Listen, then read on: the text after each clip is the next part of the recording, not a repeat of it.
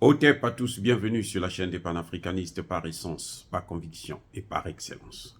Celle des citoyens kémites par nécessité et obligation de combat. Nous sommes une chaîne qui n'est guidée que par nos ancêtres et rien que par les ancêtres qui appartiennent à l'égrégore du monde noir. Par conséquent, nous ne croyons en aucun Dieu venu de l'étranger. Toutefois, cette vidéo n'est aucunement destinée à inciter à la haine ou à la violence, car nous menons un combat qui est d'abord et avant tout spirituel, intellectuel et démocratique. Ensuite, il est politique, géopolitique et géostratégique.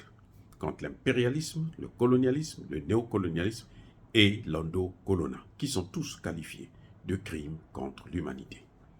Nous menons ce combat sur la base du principe fondamental que nous avons hérité de nos ancêtres kémites, qui est celui de la Mahat, c'est-à-dire solidarité, vérité et justice. Vous êtes donc en droit de connaître la vérité et nous avons l'obligation de vous dire la vérité, rien que la vérité, afin que justice soit rendue au continent africain. Et ça, c'est notre modeste contribution dans cette noble lutte en faveur de la souveraineté, la dignité, la solidarité et l'unité africaine. C'est exactement ça que nous appelons le panafricanisme. Bien-aimés frères et sœurs, la victoire de Kidal m'amène à réfléchir sur l'ensemble des problèmes africains. Ça me permet de comprendre ce qui se passe exactement. Est-ce que les problèmes de nos pays, les problèmes africains, peuvent trouver une solution? Ou bien, nous on est maudits, carrément maudits, et qu'on ne pourra jamais s'en sortir. Cela m'amène donc à faire une comparaison. C'est vrai, vous allez me dire que ce n'est pas exactement la même chose, mais en fait c'est le même combat au Mali et en RDC. Donc ça m'amène à comparer Assimi Goïta et Tshisekedi. Ce qui me conduit à conclure que nous avons le sommeil, Assimi Goïta, et la mort, Tshisekedi. On ne peut pas faire les comparaisons. Le Mali est occupé par tous les mercenaires de l'OTAN qui se sont transformés en terroristes. Pendant 10 ans, l'armée malienne n'a plus jamais mis pied à Kidal. La dernière fois qu'ils ont tenté de rentrer, c'était Assimi Goïta lui-même, le président, qui est là, qui voulait pénétrer avec ses troupes pour suivre les terroristes. Et c'est l'armée française qui va s'interposer, arme à la main, pour dire, si vous avancez d'un pas de plus, on vous abat. Assimi Goïta, qui est la présidente, c'était lui qui commandait les troupes. Il a ordonné à ses troupes de reculer, d'abandonner et de repartir à Bamako. Revoir les autorités de Bamako pour dire, donnez-nous des armes. Les autorités de Bamako disent non. Le nord du Mali doit partir. C'est pour la France, c'est pour les États-Unis. Ils vont mettre une grande base là-bas, comme celle qu'ils ont mis à Sao Tomé-Principe, comme celle qu'ils ont mis au Niger, à Agadez, là, 25 km. 25 km de base. C'est toute une ville, carrément, pour eux. Ce que on ne peut pas vous donner ici aux États-Unis. Aucune armée étrangère n'a même 1 mètre carré d'espace ici. Au Congo démocratique, vous avez un pays qui est occupé aussi, depuis plus de 30 ans maintenant. Par qui? Par le Rwanda, par Kagame, qui ne fait que prendre maintenant des villes. Il s'étend, il s'élargit. Dernièrement, il a déclaré, je veux occuper toutes les villes du Congo en 6 jours. Aucune autorité congolaise n'a répondu. Même pas les députés, même pas les sénateurs. Personne, ils se sont tous tus. Comme si rien ne se passait. Et on compte déjà 15 millions. Je ne parle pas de 15 000. Je parle de 15 millions de morts.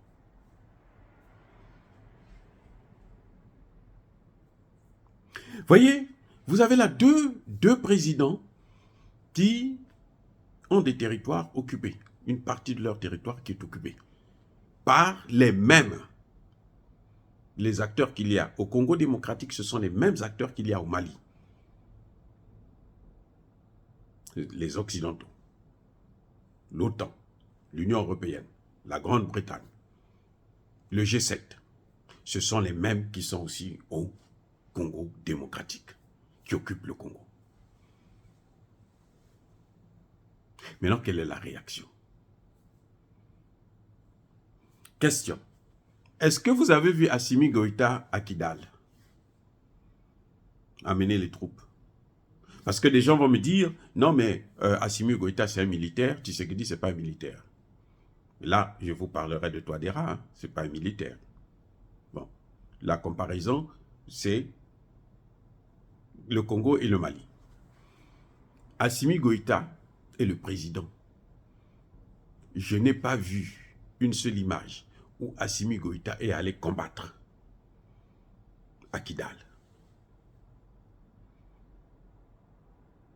Donc, ce n'est pas un problème d'être militaire ou pas. Assimi Goïta est militaire, Tshisekedi n'est pas militaire, mais les deux ont les mêmes fonctions, président. Et le président ne part pas sur le terrain. Même le chef d'état-major ne part pas sur le terrain. Non. Le chef d'état-major, non, il ne part pas. Il est assis dans son cabinet. Il est en train de réfléchir. Il a son équipe autour de lui. Il a les cartes. Et il dirige les opérations. Le chef d'état-major, ce n'est pas celui qui va combattre. Mais s'il meurt là-bas, dès qu'on tue la tête, là, ça détruit tout le processus. Vous serez en difficulté. Donc lui, il est là pour réfléchir comment il faut faire.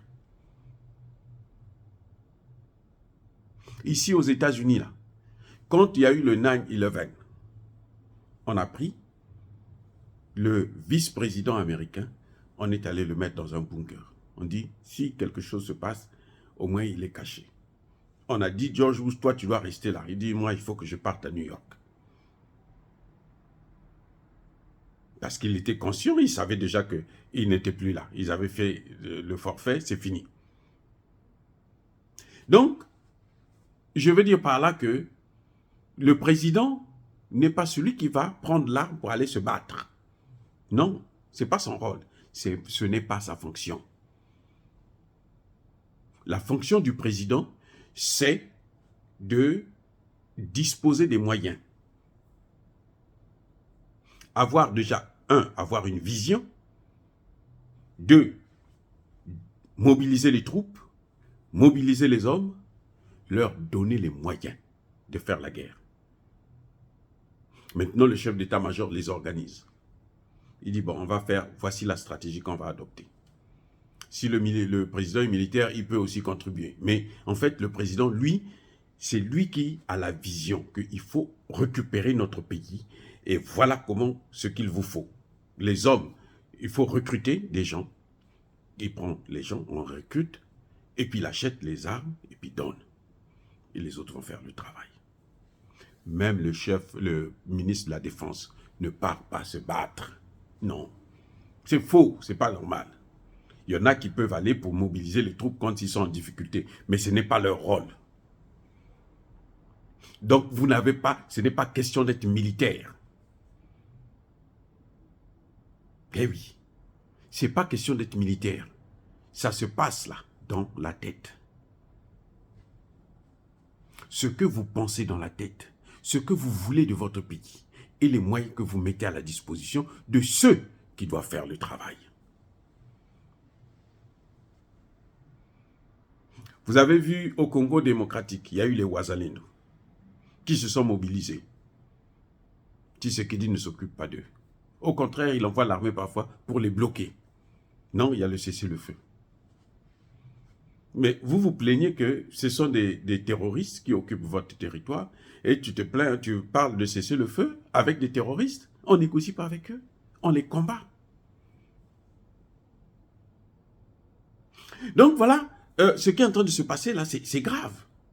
Quand Assimi Goïta arrive, il voit que le pouvoir ne marche pas.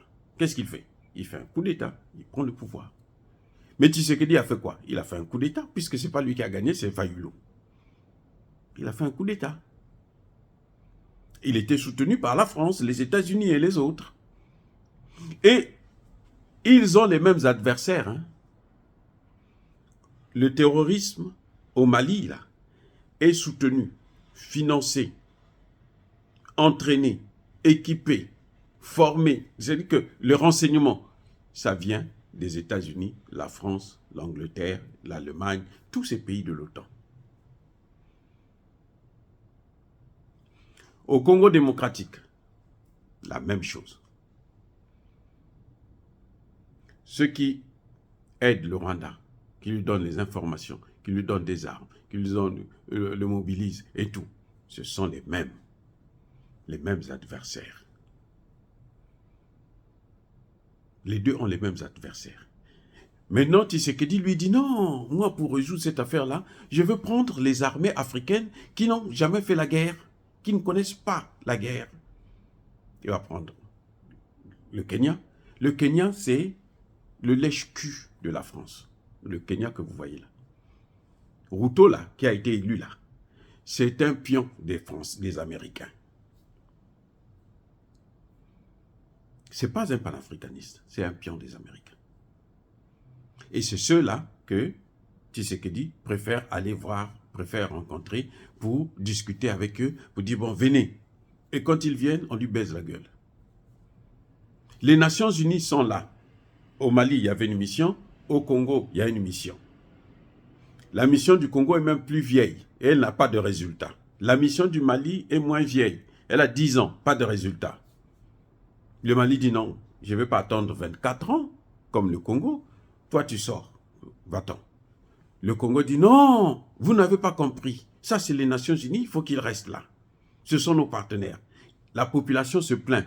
Comme au Mali, la population s'est plaint. Au Mali, la population s'est plaint. Chassez-nous les Français, chassez-nous l'amunissement. Au Congo, la population se plaint, elle manifeste. Tshisekedi envoie pour mater la population. Que non, non, non, non, non, vous ne devez pas les toucher. Ça, ce sont des anges. Ce sont des terroristes. Le Mali dit, bon, mes adversaires, c'est les États-Unis, la France, l'Angleterre et les autres. Donc, je vais me tourner vers d'autres partenaires. Je vais prendre la Russie, je vais prendre la Chine et je vais prendre les autres. Tshisekedi, il voit que le problème, c'est les États-Unis, la France, l'Angleterre et autres. Il vient au sommet à Afrique, États-Unis, Afrique, et il cherche à rencontrer Joe Biden. Joe Biden dit, je te rencontre pas, je n'ai pas le temps pour toi, pauvre imbécile. Il va voir donc Anthony Blinken. Il va pleurer devant Anthony Blinken. Please, help me, donne-moi les armes, je veux. Anthony Blinken qui dit, oh oui, toi tu es tellement bête, tu repars là-bas. On va voir. Je t'envoie le pape. Le pape vient, il fait venir le pape pour venir prier. Alors que la solution, elle est toute trouvée. C'est de changer de partenaire. Un partenaire là, qui peut se battre contre eux, contre l'OTAN, c'est la Russie. C'est dans une certaine mesure la Chine, économiquement. C'est l'Iran. Tshisekedi préfère discuter avec eux. Il préfère aller en Arabie Saoudite. Voilà, il envoie une grande délégation en Arabie Saoudite. On leur a donné combien? 6 millions comme ça, là. 6 millions de dollars. Allez-y vous occuper des réfugiés. Vous n'achetez pas les armes parce que vous n'en avez pas besoin. Puisque c'est nous qui sommes là. L'Arabie Saoudite, là, c'est le créateur même de l'État islamique. Le Qatar, c'est le créateur de Al-Qaïda et ainsi de suite.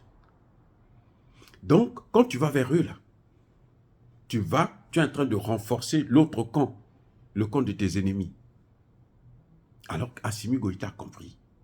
Mais Tshisekedi, ça fait 5 ans qu'il est au pouvoir. Il a vu Assimi Goïta venir. Il voit comment Assimi Goïta est en train de réussir.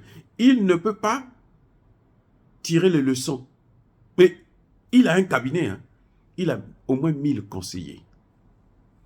Au Congo, il y a 500 députés, 150 sénateurs qui sont payés au moins 21 000 $ américains par mois. Au Mali, ils sont payés à même pas 5 000. Vous voyez là il y a le sommeil et puis vous avez la mort. Et on ne peut pas comparer. Voilà mon message, ce que je tenais à vous faire comprendre. Parce que quand on voit la victoire de Kidal, on sait que c'est le terrorisme dans la sous-région qui est parti. C'est fini là, dans la sous-région. C'était leur base. Hein. C'était vraiment le bastion là où il y avait le paquet. Et au Congo là, la paix au Congo là, ça va entraîner la stabilité dans toute l'Afrique centrale. Si le Congo tombe aujourd'hui, toute l'Afrique centrale va tomber.